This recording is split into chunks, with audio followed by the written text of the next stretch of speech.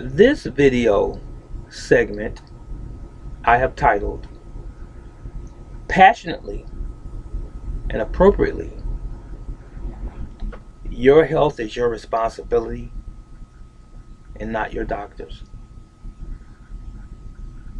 I'll let that rest upon you for a moment. Think about it. Your health, my health, it is your responsibility and not your doctor's. Let me preface everything that's going to follow this with this. Please remember these words.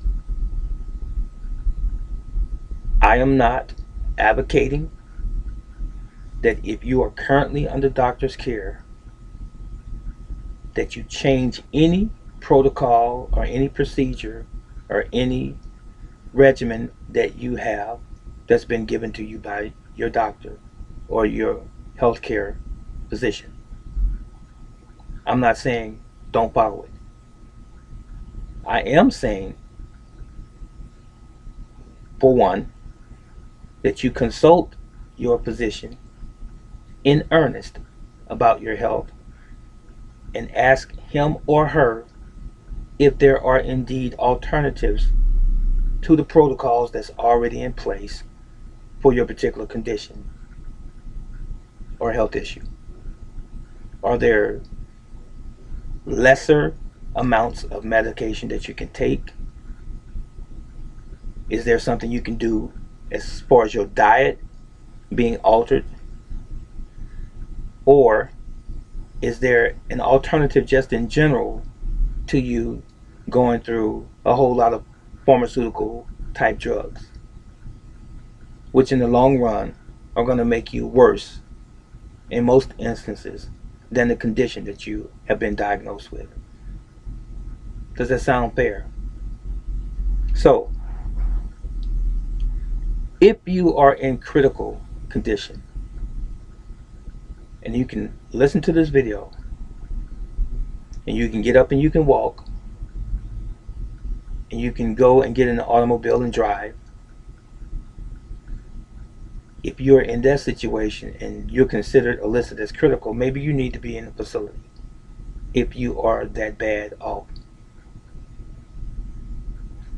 If you are critical and you can get up and move around, maybe you can actually change or alter something in your lifestyle that will help bring you back to a more healthy disposition. But if your label is critical and you can get up and move around and you won't try to make yourself better, then maybe you belong in a facility. Why is the hospital maintaining you? Why is your doctor maintaining you if it's not a life-threatening condition? Have you thought about that?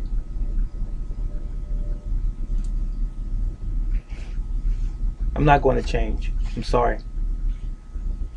It's time for us to grow up. It really is. You may not like what I'm saying. I'm sorry. I apologize that you don't like what I'm saying. But I don't apologize for the validity of what I'm saying and the truth of it.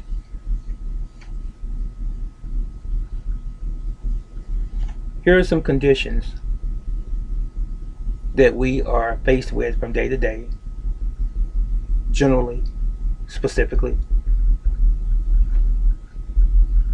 We have heart problems as a nation, even the world.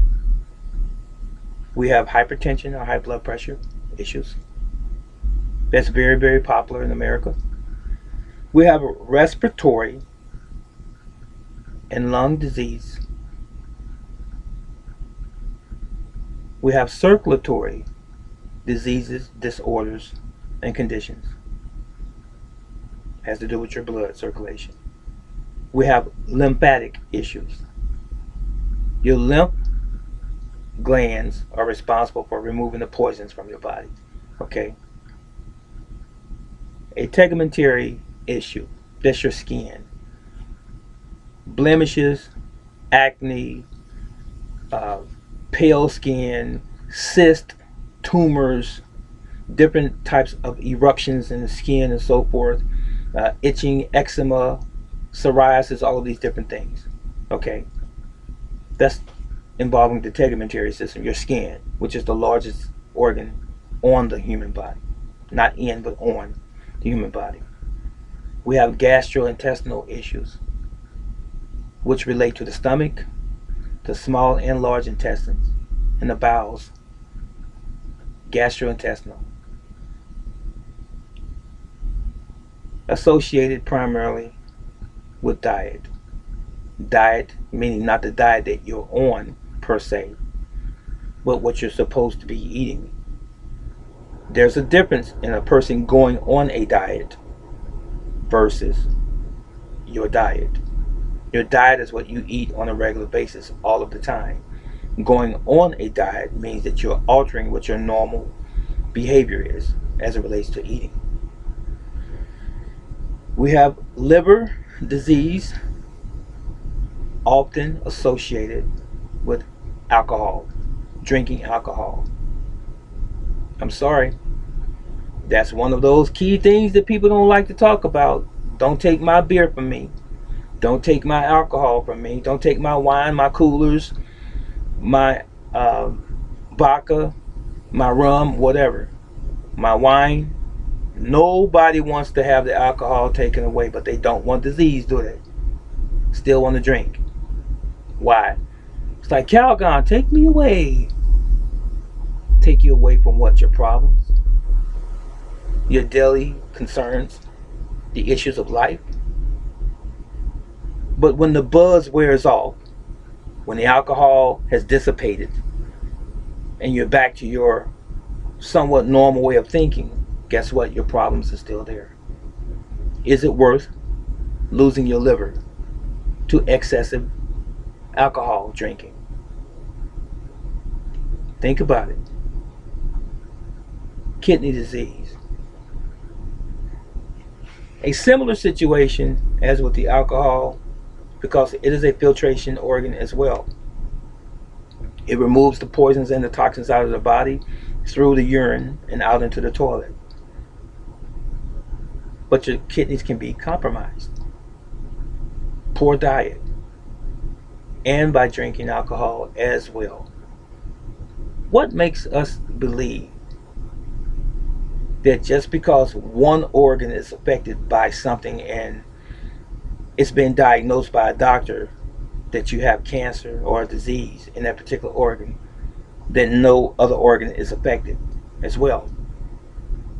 Do you think that when you drink vodka, it only affects your liver and not your heart, not your lungs, not your pancreas, not your thyroid, not your kidneys, not your spleen?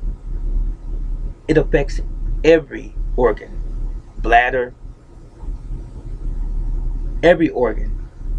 I mean, it did go into your body, did it not? So when you eat food, the food only goes to your foot, the nutrients only go to your knee, the vitamins and minerals only go to your head. No, it goes throughout your body to fortify your whole body. So anything that you put in your body, anything that you absorb in your body, goes throughout your body. Just because you don't see any telltale signs immediately doesn't mean that no other organ or aspect of your body has suffered or been affected by it. So again, what you eat or ingest affects your health. If it's good for you, your body will appreciate it, it will assimilate it, and it will use it for good and for the benefit of the body entirely. If it's bad for you, your body is going to develop inflammation, various parts of the body. It's going to fight against it, and you're going to have possibly chronic illness as a result. If it's bad for you, the food. If you drink it and it's good for you, Your body's going to do the thing that's appropriate, right? But if your water or your liquor or your soda pop or your milkshakes or your even smoothies, if you don't make them properly, if they don't contain those things that are healthy to the human body or the organism, your body's going to fight against that as well. True talk. If you inhale it, cigarette smoke, tar, nicotine, it's going to affect you in a derogatory or a negative way as well. Sorry about that, smokers. I'm only sharing this with you out of love. Okay? I can't make you stop smoking. I have customers that tell me all the time, they say, teacher, I can't stop smoking, it's hard. I even have the patch on and it's hard. But do you really want to stop smoking, or have you grown accustomed to the feeling that you think it brings you in terms of comfort? Can you say I'm addicted to it? You're addicted here, but you have to conquer it here as well.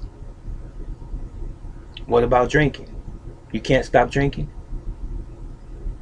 I mean, you get up in the morning, oftentimes many people do, late in the evening, in the middle of the night, jump in your car or even walk to the corner store, convenience store, and you ask for a bottle of wine, Long Island iced tea, some White Claw, some Monaco, some Remy, some Hennessy Black, something.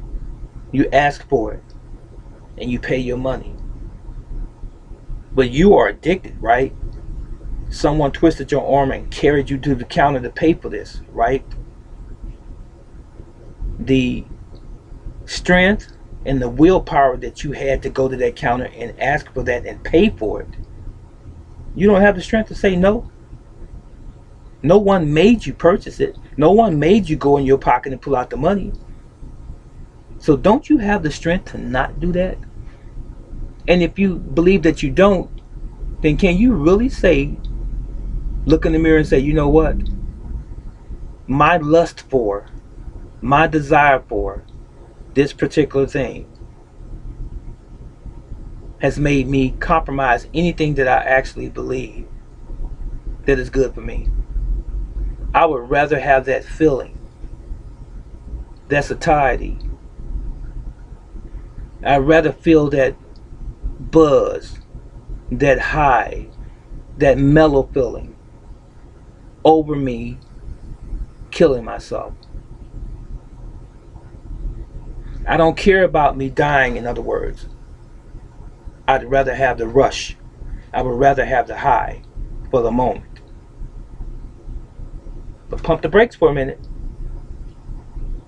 If you were walking down the street and someone walked up to you and held a gun to your head, in many instances, in most, you'd plead for your life because you don't want to die.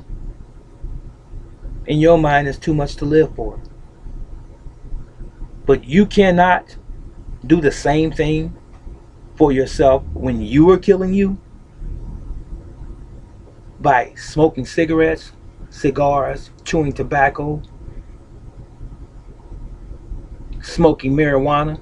I know it feels good to you, don't it? All of the things that you do that are affecting your body in a negative way, drinking alcohol. You see, people at a party wouldn't like me there. It's not that I'm going to stand there and scrutinize you and point fingers at you, because I'm not going to do that, because chances are I wouldn't be at the party with you anyway. But you wouldn't like me just by virtue of you knowing what I stand for. And it's what I stand for. And I'm not condemning anyone. I'm just telling you the truth. I'm telling you what you already know. I've seen many people die from cirrhosis of the liver. I've taken care of people who have died from liver disease, from drinking. So I know that drinking kills your kidneys and kills your liver. I know it does. I've seen it firsthand. I know that smoking takes people out of here, because I have had close friends and relatives who have died of lung cancer as a result of smoking. I'm not making this up. This is scientifically proven. It's a no-brainer. So again, your health is your responsibility and not your doctor's. Unless it's something that you came into the world with, a pre-existing condition, something hereditary possibly, or you're in a bad car wreck, someone shoots you, stabs you, or some other unfortunate incident occurs to cause you to need emergency medical care, that's understood. But things that you can and should do for yourself and for your own longevity on this planet, you just should. And if you won't do it, you don't have the discipline to do it. But you can't buy discipline at the store like you can buy a bottle of wine. Discipline is something that comes from within.